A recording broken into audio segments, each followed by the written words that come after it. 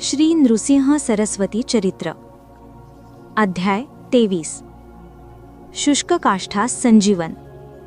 श्री गुरु गाणगापूरला असताना नरहरी नावाचा एक ब्राह्मण श्री गुरूंना भेटावयास आला। तो अपस्तंभी असून त्याचे गोत्र गार्ग्य होते। कुष्ठरोगी असल्यामुळे तो बाहेरच बराच वेळ उभा होता।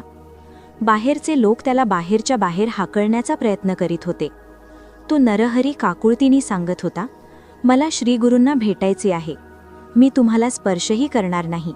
मला आत मठात जाऊ द्या। श्री गुरूंना एकदा डोळे भरून पाहायचे आहे। मी दुरूनच वंदन करून लांब उभा राहीन, त्यांना त्रास देणार नाही। परंतु कोणीही त्याला मठात जाऊ देईनात। शेवटी तो आपल्या मनात म्हणाला की हे भक्तवत्सला, हे जगद्गुरू, तुमची कीर्ती ऐकून मी तुमच्या चरणापाशी शरण आलो आहे। या जगात जन्माला येऊन मी दगडाप्रमाणे राहिलो। मी आयुष्यात पापे खूप केली, लोकांची निंदा केली, त्यामुळेच मला हे असह्य जीवन जगण्याची वेळ आली आहे। माझी इच्छा आहे की एकदा तरी तुमचे दर्शन घ्यावे। मी यजुर्वेदाचा अभ्यास केला आहे, परंतु या रोगामुळे माझी कुचेष्टाच होते। कधीकधी मरणाचे विचार माझ्या डोक्यात येतात। अनेक तीर्थयात्रा व्रतवैकल्ये मी केली, परंतु या रोगाने मला सोडले नाही। हे स्वामी, मी आता काय करू? अखेरचा उपाय म्हणून तुमच्याकडे आलो आहे। तुम्हाला मी शरण येऊन विनवित आहे की मला दर्शन द्या, माझ्यावर कृपा करा। अखेरचा उपाय म्हणून मी तुमच्या पायापाशी आलो आहे, नाहीतर मला मरणाशिवाय मार्ग नाही। असे म्हणून त्याने लांबूनच श्री गुरूंना नमस्कार केला आणि म्हणाला, हे जगद्गुरू, माझी ही हाक तुमच्या कानापर्यंत नक्कीच पोहोचली असेल। तुम्ही मला विनमुख परत पाठविणार नाही ह्याची मला खात्री। बाहेर एक दीन ब्राह्मण उभा आहे। बाहेरील जनसमुदाय त्याला प्रवेश करण्यास मनाई करीत आहे, त्यामुळे तो तेथूनच मला वंदन करून परत माघारी जात आहे। त्याला मी येथे बोलावले आहे असे सांगून तू त्याला घेऊन ये। श्री गुरूंच्या आज्ञेप्रमाणे तो शिष्य तातडीने बाहेर आला। नरहरी परत फिरण्याचाच विचार करून 4 पावले पुढे गेला होता। धावतच त्याच्याजवळ जाऊन शिष्याने त्याला श्री गुरूंचा निरोप सांगितला। त्याला आश्चर्यानंद झाला। तो शिष्यासोबत परत फिरला। बाजूला उभा असलेला जनसमुदाय हे सर्व पाहतच राहिला व आपण काहीतरी चूक केली याची त्यांना खंत वाटली। तो कोणताही अहंभाव लोकांना न दाखविता खाली मान घालून मनात कृतज्ञता व्यक्त करीत श्री गुरूंपाशी गेला। लांबूनच त्यांना नमस्कार करीत असताना कृतज्ञतेचे भाव त्याच्या चेहऱ्यावर दिसत होते। श्री गुरूंकडे पाहताच त्याच्या नयनांतून अश्रू वाहू लागले। त्यांना हात जोडून मौनानेच त्याने श्री गुरूंचे आभार मानले। श्री गुरु म्हणाले, घाबरू नकोस, निसंकोचपणे जवळ येऊन मोकळ्या मनाने तुझी व्यथा मला सांग। तुझी करुणामय हाक माझ्या कानावर आली म्हणूनच मी तुला येथे बोलावले। श्री गुरूंच्या प्रेमळ शब्दाने तो भारावून गेला। त्याने आपली व्यथा सांगितली। तेव्हा श्री गुरु म्हणाले, तू गेल्या जन्मी बरीच पातके केलीस म्हणून ही व्याधी तुला जडली आहे। आता मी तुला सांगेन त्याप्रमाणे तू वागलास तर तुझे सर्व पाप दूर होईल व परत तुझा देह पूर्ववत होईल। एवढ्यात एकजण श्रीगुरूंच्या दर्शनाला तेथे आला। त्याच्या हातात एक वाळलेले कोरडे झालेले औदुंबर वृक्षाचे लाकूड होते। तो ते लाकूड सर्पणासाठी वापरणार होता हे श्रीगुरूंनी वनात जाणले। त्याला त्यांनी बसवून घेतले आणि श्रीगुरू त्या कुष्ठ ब्राह्मणाला म्हणाले, अरे पापाचा पर्वत जरी डोक्यावर असला तरी सतत केलेल्या निस्सीम सश्रद्ध भक्तीने त्या पर्वताच्या ओझ्याखाली दबून न जाता त्यातून सुटका होण्याचा मार्ग सापडतोच। तो श्रीहरी त्या पापाचा पर्वत केव्हा कसा शिरावरून दूर करेल हे तुला कळणार सुद्धा नाही। तू त्या हरीची भक्ती करून त्याला आपलासा करून घे। एका अभंगात जनाबाई म्हणतात, ज्याचा सखा हरी त्यावरी विश्व कृपा करी, उणोपडी नेदी त्याचे वारे सोसी आघाताचे। आत्तापर्यंत तू भक्तीची वाटचाल केलीस म्हणूनच तुला माझ्याकडे येण्याची बुद्धी झाली। दुःखात हरून न जाता भक्तीने पुढे टाकलेल्या पावलास अशी सुयोग्य ठिकाणी जाण्याची बुद्धी श्रीहरीच देतो। वाल्याचा वाल्मिकी झाला तो भक्ती मार्गानेच, अशी त्याची श्रीगुरूंनी समजूत काढून त्याला धीर दिला। त्यानंतर श्रीगुरूंनी त्या औदुंबराचे लाकूड आणणाऱ्या माणसाला ती फांदी त्या नरहरीकडे देण्यास सांगितले। नरहरीला श्रीगुरू म्हणाले, हे वाळलेले लाकूड घेऊन संगमावर जा। तेथे भीमेच्या काठावर संगमेश्वरच्या मंदिराच्या पूर्वेस एक हातभराचा खड्डा करून त्यात हे लाकूड झाड लावल्याप्रमाणे रोवून ठेव। त्यानंतर स्नान करून संगमावरील पाणी आणून विधीपूर्वक पूजन कर। पूजनानंतर परत स्नान करून 2 कळशा भरून पाणी फांदीच्या मुळाशी घाल। अशी त्या औदुंबराची सेवा कर। एकनिष्ठेने त्रिकाल त्या फांदीला पाणी घालत राहा। त्या फांदीला पाणी फुटेपर्यंत तू अशी सेवा दररोज करावी। जेव्हा फांदीला पाणी फुटतील तेव्हा तुझे पाप संपूर्ण नष्ट झालेले असेल। त्याचा परिणाम म्हणून तुझा देह तात्काळ निर्मळ होईल. श्रीगुरूंच्या या बोलण्याने त्याच्या मनी विश्वास उत्पन्न झाला. त्याने श्रीगुरूंना परत एकदा वंदन केले. धावतच त्याने पुढे जाऊन ते लाकूड त्याच्याकडून घेतले. वाळलेले ते लाकूड आपल्या डोक्यावर घेऊन संगमावरील भीमा नदीच्या किनारी गेला. संगमेश्वर मंदिराच्या पूर्वेस ते लाकूड त्याने जमिनीत पुरले. श्रीगुरूंनी सांगितल्याप्रमाणे भक्तिभावाने तो दररोज पूजा करू लागला. अशी पूजा त्याने सकाळी, दुपारी व सायंकाळी अशी त्रिकाल चालू ठेवली. मनोमनी हरिस्मरणार्थ तो करीत होता. जेवणाचीही त्याला शुद्ध नसे. रात्री संगमावरच तो झोपत असे. असे 7 दिवस गेले. जमलेले लोक त्याला विचारीत, अरे हे सुके लाकूड, याला पाणी घालून तुला काय मिळणार? तो तिकडे दुर्लक्ष करीत असे. श्रीगुरूंची आज्ञा पाळणे हेच त्याचे एकनिष्ठ ध्येय होते. एक दिवस या फांदीला पालवी नक्कीच फुटणार या श्रीगुरूंवरील श्रद्धेने तो झपाटून गेला होता. 1 आठवडा झाला. मठात वास्तव्यास असलेले काही शिष्य एकदा संगमावर स्नानास गेले. त्याला असे करताना पाहून थांबले आणि म्हणाले, अरे काय हे वेड्यासारखे करतोस? हजारो कळशा जरी पाणी घातलेस तरी या वर्षात ह्या लाकडाला पालवी फुटणार नाही, आणि जरी पालवी फुटली तरी तुझे कुष्ठ नष्ट होणार नाही. तू विनाकारण कष्ट करतो आहेस. त्यावर नरहरी म्हणाला, श्रीगुरूंचे वचन मला कामधेनूप्रमाणे आहे.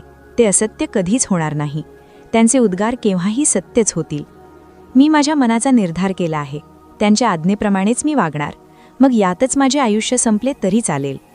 कृपा करून तुम्ही तुमचा वेळ घालवू नका व मला माझ्या कृत्यापासून परावृत्त करू नका. त्याचे हे निर्धाराचे बोल ऐकून त्याला मूर्खपणाची दूषणे देत ते ब्राह्मण संगमावर स्नानास गेले. एके दिवशी सारे शिष्य श्रीगुरूंना म्हणावे, तुम्ही त्या नरहरीला त्या लाकडाची पूजा करण्यास सांगितलेत. 1 आठवडा होऊन गेला. तुमच्या आज्ञेप्रमाणे तो उपवास करून त्रिकाल त्या फांदीची पूजा करीत आहे.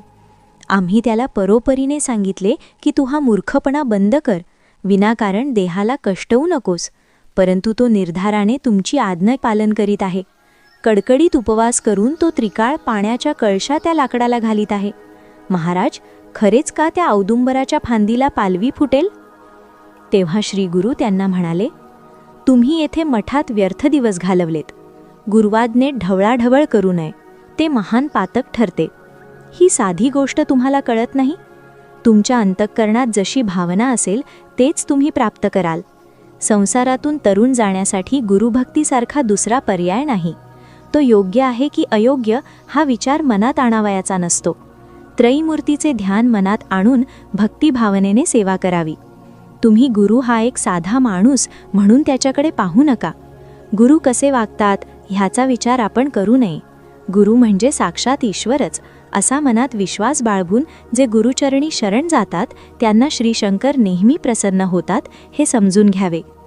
श्री गुरु आपल्या शिष्यांना म्हणाले, हा नरहरी माझ्या शब्दावर विश्वास ठेवून त्या लाकडाची सेवा करीत आहे. जसा त्याचा भाव असेल त्याप्रमाणे निश्चितच त्याला प्रचिती येईल. असे म्हणून श्री गुरु संगमाकडे निघाले. आपले नित्यानुष्ठान आटोपून ते नरहरीपाशी आले. तो मनोभावे सेवा करत आहे हे पाहून श्री गुरु प्रसन्न झाले. श्री गुरूंनी त्याला विचारले, काय अजून पालवी येत नाही का? श्री गुरूंना पाहताच त्याला अत्यानंद झाला. त्याने त्यांना वंदन करून तो म्हणाला, गुरुदेवा, पालवी अजून आली नाही, पण निश्चित येणार असा माझा ठाम विश्वास आहे. आपले शब्द कधीच असत्य होणार नाहीत याची मला खात्री आहे. त्याचे हे विश्वासाचे बोल ऐकून श्री गुरूंनी त्यांच्या हातांनी कमंडलूतील गंगाजल त्या वाळलेल्या औदुंबराच्या लाकडावर शिंपडले. श्रीगुरूंनी पाणी शिंपडताच एक चमत्कार झाला. त्या फांदीला बारीक पानाची पालवी लगेच फुटली. ती पाने बघता बघता वाढली. त्या क्षणी नरहरीच्या देहावरील कुष्ठपण नष्ट झाले. एवढेच नव्हे, त्याचा संपूर्ण देह थोड्याच वेळात तेजोमय कांतीचा दिसू लागला. नरहरी गोंधळला. क्षणभर हे काय होते तेच त्याला समजेना. तिकडे त्या लाकडाचे रूपांतर वृक्षात झाले आणि इकडे लोखंडाला परिसाचा स्पर्श झाल्यावर जसे त्याचे सोने होते तसेच श्रीगुरूंच्या हातातील त्या गंगाजलाने त्याच्या देहाचे कुष्ठ जाऊन त्याचे रूपांतर झाले. त्याच्या आनंदाला पारावर राहिला नाही. त्याने श्रीगुरूंच्या चरणावर मस्तक ठेवले. श्रीगुरूंची स्तुती कोणत्या शब्दांत करावी हे त्याला समजेना. त्याच्या नयनातून अश्रुधारा वाहू लागल्या. त्याच्या मुखातून श्रीगुरूंची स्तुती करणारे एक सुंदर अष्टक बाहेर पडले. एखादा शीघ्र कवी ज्याप्रमाणे उत्स्फूर्त कवने रचतो तसा नरहरी श्रीगुरूंचे गुणगान करणारे संस्कृत कवन गाऊ लागला. त्या कवनाचा अर्थ असा होता, हे स्वामी, तुमचे तेज कोटी चंद्रांप्रमाणे आहे. तुम्ही करुणासागर आहात. तुम्ही अत्रिसूत दत्तात्रय आहात. तुम्हीच प्रत्यक्ष शंकर आहात. तुमचे तेजोमय डोळे नीलकमलाप्रमाणे सुंदर आहेत. देवांचा समुदाय गंध, फूल, अक्षता घेऊन आपणास सदा नमस्कार करतो. मी हा पामर भक्त तुम्हाला भक्तिभावे वंदन करतो. तुम्हीच माझे रक्षण करा. सूर्य जसा अंधकाररूपी सावली दूर करतो, त्याप्रमाणे आमच्या भोवती जखडलेला संसाररूपी मायापाश तुम्हीच दूर करा. तुमच्या विशाल नेत्रांनी सर्व भक्तांकडे पहा व त्यांना वर द्या. काम, क्रोध, मद, मोह, लोभ, मत्सर हे षड्रिपू म्हणजे माजलेला एक हत्ती आहे. तुम्हीच अंकुश ठेवू शकता. तुम्ही उपनिषदे तत्वज्ञान जाणणारे आहात. तुम्ही अष्टांग योग संपन्न ज्ञानसागर आहात. कृष्णा, वेण्णा, पंचगंगा यांच्या संगमावर म्हणजे नृसिंहवाडीत वास करणारे तुम्हीच आहात. भक्तांचे कष्ट व दैन्य दूर करून त्यांच्यावर संतुष्ट होऊन त्यांचे मनोरथ पूर्ण करणाऱ्या तुम्हाला मी नमस्कार करतो. तुम्हीच पृथ्वी, आकाश, जल, वायू, तेज ह्यांचे कर्ता आहात. आम्हा भक्तांची इच्छा पूर्ण करणारी तुम्हीच कामधेणू आहात. म्हणून तुम्हाला मी पुन्हा त्रिवार वंदन करतो. ज्याने प्रचंड भक्तांच्या पापांचा नाश करण्यासाठी हातात दंड घेतला आहे, ज्याचे मस्तक वर्तुळाकार असून सूर्याप्रमाणे प्रकाशमान मुखकमल आहे, अशा नृसिंह स्वामींना मी वंदन करतो. असा हा नृसिंह सरस्वतींच्या स्तुतीचा श्लोकरूपी अष्टमोत्यांचा हार श्री गंगाधराच्या सरस्वती पुत्राने तयार केला होता. तो या नरहरीने तोंडपाठ म्हटला. वरील स्तुतिस्तोत्रे गात नरहरी श्री गुरूंच्या पाया पडला. तेथे जमलेले सारे लोक आश्चर्यचकित झाले. त्यानंतर सर्वजण मठात गेले. श्री गुरूंनी आपल्या शिष्यांसह समाराधना केली. मग नरहरीला जवळ बोलावून श्री गुरु म्हणाले, आजपासून तू जोगेश्वर या नावाने ओळखला जाशील. माझ्या साऱ्या शिष्यांमध्ये तू आमचा थोर भक्त म्हणून गणला जाशील. तुला कन्या, पुत्र, धन व गोधन सारे प्राप्त होईल. तू वेदशास्त्र संपन्न होशील. तुझा वंश वाढत राहील. आता मनात काही किंतु न आणता तू आपल्या गावाकडे जा. आपल्या बायको मुलांना घेऊन इकडे ये आणि याच गाणगापूरला राहा. तुला 3 पुत्र होतील. एकाचे नाव योगी ठेव. तो आमची सेवा करील. वंशोवंशी तुम्ही आमचे दास व्हाल. त्यानंतर त्या ब्राह्मणाला म्हणजे जोगेश्वराला श्री गुरूंनी विद्या सरस्वती नावाचा मंत्र दिला आणि तो त्यानंतर गाणगापूरला येऊन स्थायिक झाला.